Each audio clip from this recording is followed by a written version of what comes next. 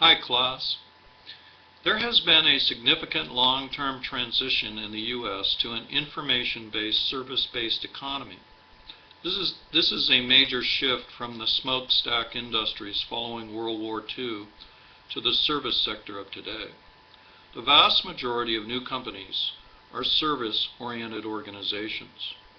The previous industrial giants like U.S. Steel and General Motors have been joined by technology-based companies such as Microsoft, Google, and Amazon.com. There is, in fact, a massive shift of the U.S. economy from a manufacturing-based to an information-based economy. More and more workers can be categorized as knowledge workers. Increasingly, our jobs in our companies involve managing information. Check your job and/or your company. Where does it fit?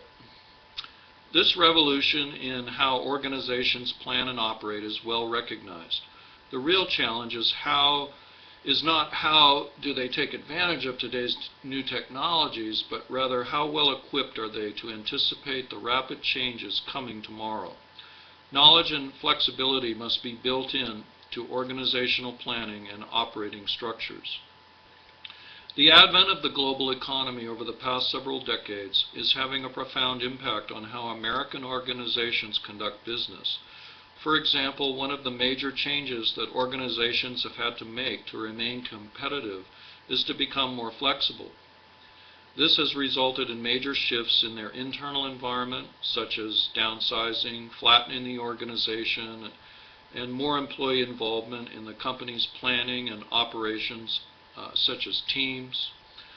The drive for improved quality relates not only to products, but every aspect of the organization.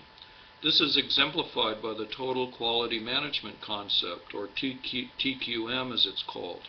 Actually, TQM is not a recent development and was introduced by W.E. Deming. It was not until high-quality Japanese products made significant inroads into the U.S. that U.S. manufacturers took TQM seriously and changed their attitude and introduced it into their own operations. It isn't necessary to have a full-blown TQM program in your organization for you to employ some of the basic TQM concepts. One example is continuous improvement. Large, spectacular changes are rare and hard to come by at the manager's level, but a constant day-to-day commitment to make small incremental improvement is possible. These small contributions add up over time to significant gains in organizational productivity. Another example is a focus on the customer. Most managers have little or no contact with the organization's external customers, so what is the significance of this to you as a manager? The key is in how we define customer. There are also internal customers. Everyone in an organization has internal customers. They are all the people, groups, or departments that depend on you or your department for input, such as reports, information, technical assistance, etc.